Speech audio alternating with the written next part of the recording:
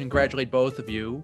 The film is beautiful. I'm just curious, going into it, did you realize it was going to be that beautiful? I mean, it's a really beautiful environment. You know, the kelp forest is this place that very few people know anything about, but it's just designed to look beautiful on camera. The light filters through the top, and it's changing all the time, and it's filled with weird and wonderful creatures. So from a purely aesthetic point of view, we knew we had a beautiful film. And then I guess as we got into the storytelling aspects of it and started hearing Craig's story, then the emotional part of that started to emerge as well. Congratulations. Thank you, sir. Now, how does it feel to be at an award show, obviously during the pandemic? How do you all feel right now in this situation? Well, I'll speak first. We feel blessed that the Academy has chosen to honor us with the Jean Hersholt Humanitarian Award. Hersholt was a seminal player in the Motion Picture and Television Fund for many years, not only when he was president, but before that and after that. He helped raise the money to buy and build our campus, and it's just so amazing to us that we're going to be able to bring the Jean Hersholt Humanitarian Award back to where Hersholt started us. Congrats, guys. Thank you. Thank you. I wanted to ask you, what inspired you to share such a personal story? Just where we are in the country and the world, everybody's grabbed a corner and a color, and nobody wants to come to the middle to have a conversation. Everybody's polarized, and it's in the middle where things change. So I'm hoping that inspires people to meet us in the middle so that we can get back to some semblance of normal. As this pandemic is over, we can all get to a place where we're showing love and kindness to each other again. So what inspired both the themes of jazz and existentialism in an animated film? We were looking for something that would be fun to watch, some like artist journey kind of a thing. And jazz, like, you don't get into jazz to get rich and famous. You do it because you love it. It's a noble pursuit. It just felt like, and then as we got into it, we realized, boy, this has so many relevant features in terms of what life is all about, of using whatever elements are thrown at you and then using improvisation to make it personal, to make it beautiful. And that just seemed like it fit. And of course, then we knew our character had to be African-American, and we enlisted a lot of help, a lot of great folks that were able to got to work with Herbie Hancock and Quincy Jones, yeah. and like so many amazing artists Dr. in New Janetta York. Cole. Yeah. Fantastic. You referenced the fact that the movie was finished with, my assumption is your entire staff working from home. Talk to me about that, because I know, having been at Pixar, there's such an atmosphere of creativity within the building and this, collective nature and spirit. It must have been very unusual to have this movie, which had so much heart, finished in a separated manner at home. We were really lucky. It was the last 7 weeks of production, which it was in the end game. Everyone kind of knew what they were doing, and we got to finish the highly technical stuff, like the effects and the lighting and the rendering. So people just took their machines home when we got sent home from work, and we were naive, right? We were like, we'll see in a few weeks, and little did we know. So yeah, we got really lucky, but amazingly, even the films that are developing right now are able to continue. So But I think it's in large part because we have spent many years working together and have a great camaraderie and relationship, and that can't be understated. First of all, has Jamie Foxx texted you at this point to say congratulations? we haven't looked. I know, I left my phone out in the theater, so I don't know. Jamie, if you haven't, come on. Yeah, what's going on? I would We're bet gonna he text has. him. Yeah, he's been fantastic. Obviously Yeah. brought so much to the part. So much of Joe is weirdly, okay, Joe is way more nerdy than Jamie. Jamie is much cooler. But a lot of the elements of the film, of the character, were so plussed by him. His sense of energy, he just never stops. He doesn't give up. He's an amazing musician. Of course, he can do the comedy and drama. And we were just very fortunate to be able to nab him. You created the Oscar-winning grandma. What was the biggest challenge you faced in your acting career, and what did you get from Minari's grandma Sunja? Well, it's not happened right at the moment because I had a long career. I'm trying to build up my career, step by step.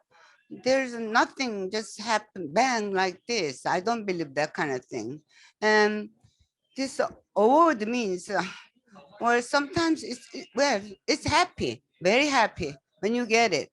But me myself, I don't believe in competition, especially in our field, because we are comparing different movie, different role. So it wasn't. I'm just lucky tonight, just luckier than the other nominees, luckier than them, and maybe who knows? It's American Hospitality for the Korean actor, I think.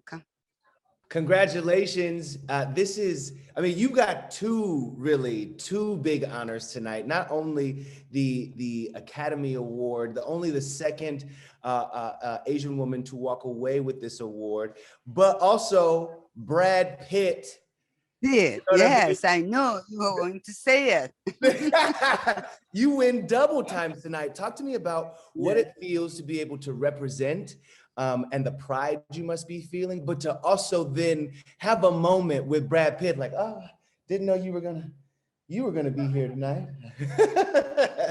No, I wasn't. I saw him on the stage, and then he called my name. I can tell he practiced a lot. He didn't mispronounce my name. Then that moment, then when I got there, I just lost what I supposed to say. What should I begin or something? So, well.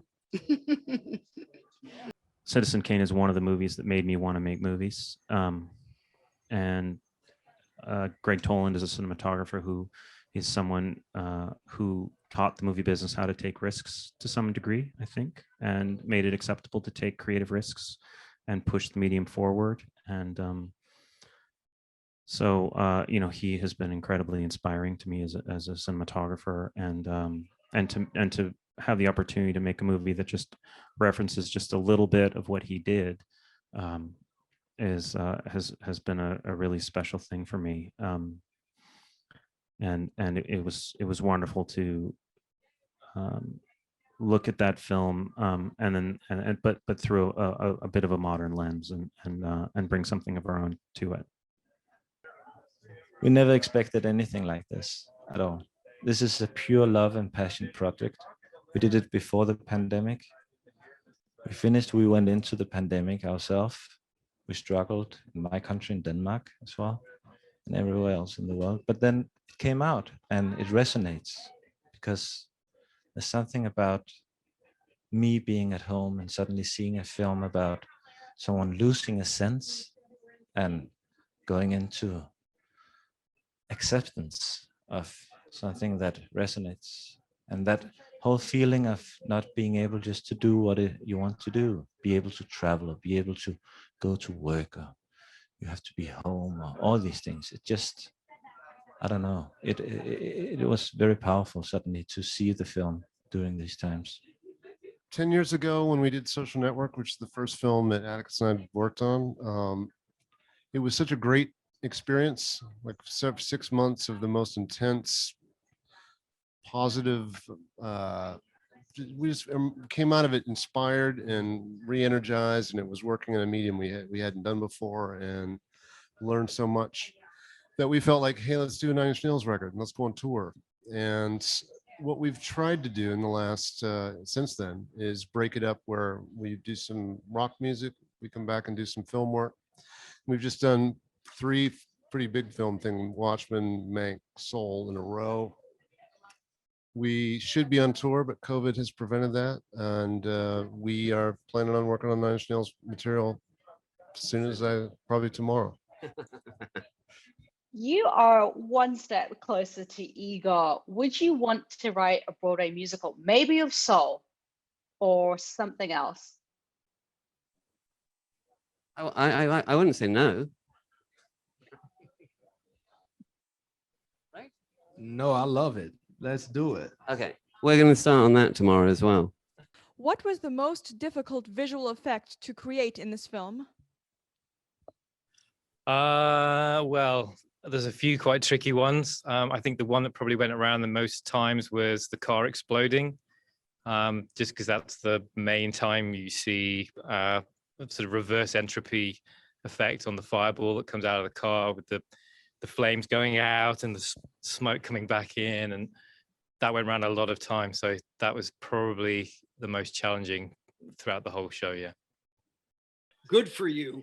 You described it as so tiny or so heavy and so cold. Now that you're better acquainted with Oscar several hours later, how would you describe it?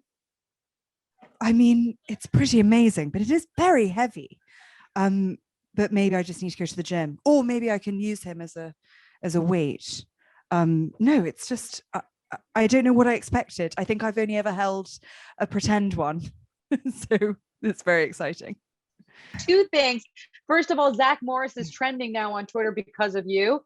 And no, oh God, how embarrassing! Really? It no. is. Oh no. And now that you have an Oscar in your hand. Yep, go ahead. No, nothing. I'm listening. I'm just can't believe Excited it. for Go it. on, go on. Yeah. And because you have an Oscar in your hand and you are pregnant, will that now become one of the names that you could potentially call your child? Well, actually, if Zach Morris doesn't mind, this situation, I think we should just really give it a go. I'm enlivened by the great success of several British winners. So yourself and Daniel, Anthony, Christopher. What do you think the future looks like for the UK film industry? God, I mean, that's a big question. I think it's amazing. What an amazing place. What an amazing place to come from, and it's so supportive of the arts, and there are so many incredibly talented people, and yeah, I think it's just getting better and better, I hope. And yeah, and it's just so exciting this year to see so many, as you say, British people succeed, and just in such a huge international forum. So yeah, I feel very proud and grateful. Congratulations. I am just so happy for you and proud of you. And you described this film as a poison popcorn film. Can you explain what that means exactly? And will you continue to make these poison popcorn movies? I don't know. I mean, I think I always hope to make something that would that people would want to go and see, that even if it's about something difficult and troubling, that it would still be a movie that you would go and watch with your friends or with your boyfriend, and you would talk about it afterwards. And so part of it was that it felt kind of glossy and feminine and poppy, and but it was discussing some very difficult and dark subject matter. So I think probably that is something I will do in the future a little bit, but yeah, it's amazing. What a night for you guys. Best Picture. I mean, I don't know how you can top it off, but let me tell you, Chloe, you spent 4 months filming this movie in the middle of nowhere in an RV. Tonight, you couldn't be further from that in the glitz and glamour in Hollywood. So I'm wondering if this movie changed how you live your own life. Well, all of us that you saw today on that stage did exactly the same thing. I think there's a lot of things that changed. One definitely is that I think I need less stuff to live, for sure. I could have just a little fewer things. This is one of those wins I think that people are going to be talking about for a very, very, very long time. And I just wonder for you, what the significance of this win among all of the other accolades this film has received, among all of the other praise that this film has seen this award season. What are you carrying forward after all of this is over? Well, I think this is actually, for me, this was the most fulfilling, because it was the first time we were all able to be back together in a year or close to it. So usually you've spent a lot of time together through some of this awards circuit, and you've gotten to know a lot of the other people who made all the wonderful films. But this was the first time we got to be reunited and got to see some of the other great filmmakers and the people who made some of the other beautiful movies that were nominated. The Oscars changed things up a little bit this year, moving Best Picture up a couple spots from being the very last one. Was that a surprise to you guys? What did you make of the change? Did it make it less stressful at the end of the day? What did you think? It surely was a surprise. I think a lot of us grew up watching the Oscars, and I've gotten used to that being last. And yeah, it was incredibly fun that they shook it up, and I thought the producers did a great job making this possible for us to be in person, and the whole Academy. As producers, it's hard to imagine what went into the making of this show. So very appreciative of that. It's a huge night for Nomadland.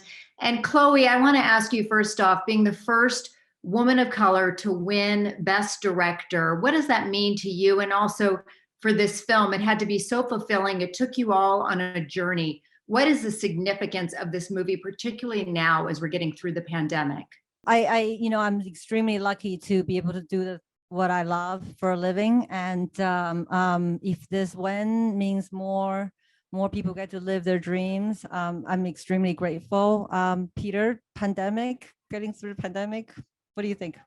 Well, I view the ability to finish this movie in the midst of a pandemic and then to release the movie in the midst of a pandemic was an Herculean effort, and something that we never obviously thought we would be doing as we tried to finish it up and thought about how we would finish it. But the fact that in that process, it seems that the timing was right, and the story that we wanted to tell and the story we did tell really resonated in a way for people about community and our shared humanity.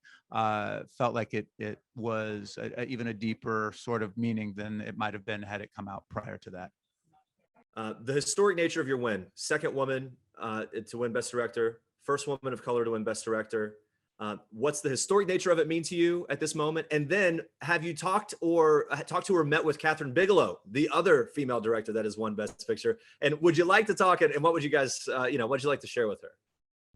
Well, I'm extremely fortunate to be able to do what I love for a living. And if this win helps more people like me get to live their dreams, I'm so grateful for this. I have had a group dinner with Catherine once, and definitely fangirled big time. And yeah, I would love to talk to her if you have her email. What was, first of all, congratulations on the win, but what was it like being out there with Frances howling at the moon, and also her winning tonight? What does that mean to you? Well, the howling is for our production sound mixer Wolf, who you saw in the in memorial.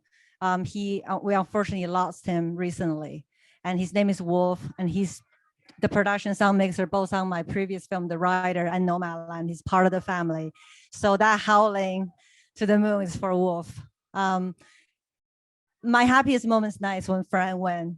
And I think sometimes the people might not know what she had done out there, as a producer, as an actress, and how open and vulnerable she has been, and how much she has helped me to make this movie, and helped out the nomads to feel comfortable on set. And she really is Nomadland. So I'm so happy she got that award.